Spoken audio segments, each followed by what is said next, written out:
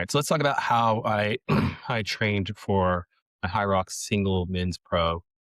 So I spent let's take a step back and talk a little bit about what I was doing before I started training for it. So originally I was participating in HIIT 2 days a week, so Tuesdays and Thursdays, and then I was going to hot Pilates class, hot yoga. So what it sounds like, a room that was hot and doing yoga, typically with weights, anywhere as light as 2 pounds and as heavy as about 5 pounds. Never really anything above the 5 pounds. Had some ankle weights and some resistance. So that's what I was doing for the majority of the time. And I was actually training for a half marathon trail race.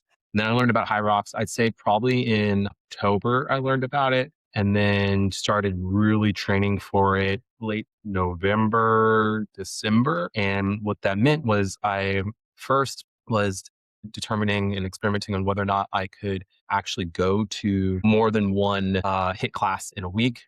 So I started with one a week, two a week, three, so on and so forth. So I got to the point where I was actually able to do five a week. I was like, all right, cool.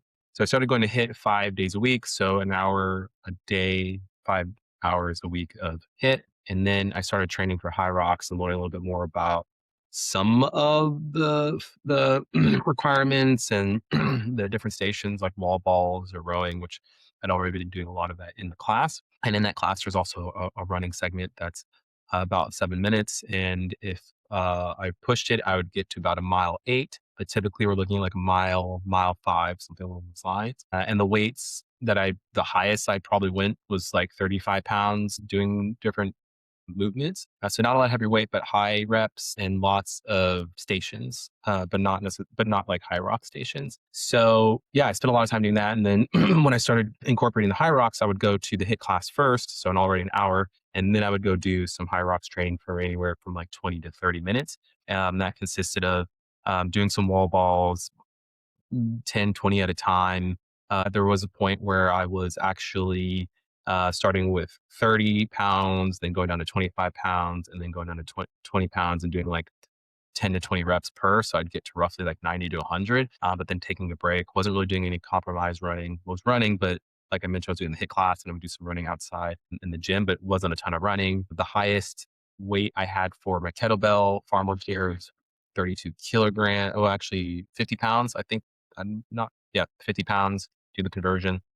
And then the highest I had for sandbag lunges was 40 pounds. So not very heavy weight.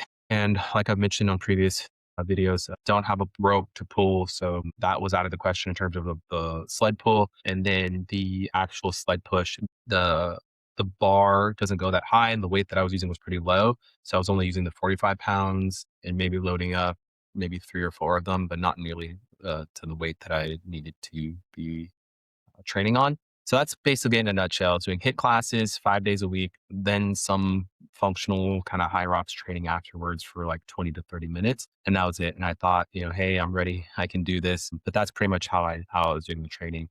And then even with those weights, the weights weren't heavy at all. Like maybe I was deadlifting 50 pounds on each dumbbell, each hand, maybe up to 60 pounds, but nothing too heavy, but just enough to like get it done. And I was squatting here and there, but not a ton of squatting. And just to kind of throw it out there too, I weighed about 160, 165 when I first started engaging with the high rocks training. And that was primarily because I was running and I wanted to be as light as possible. This is where I did the majority of my training in this very room. So 5 days a week, about 1 hour. We didn't always erg, but we always ran. And I typically started with running. But you can see that it's pretty standard, like any of your HIIT classes. We have the weights and what is this, TRX, and then the skier. So it's pretty set up for it. And then on the TVs, they have the actual exercises you're doing. So it's pretty chill. It's like a good starting point and got me looking good, but not necessarily in the shape that I needed to be in to compete. So in the next video, we'll talk about what was exposed during the Hyrox race. So stay tuned and we'll dive deep into my results.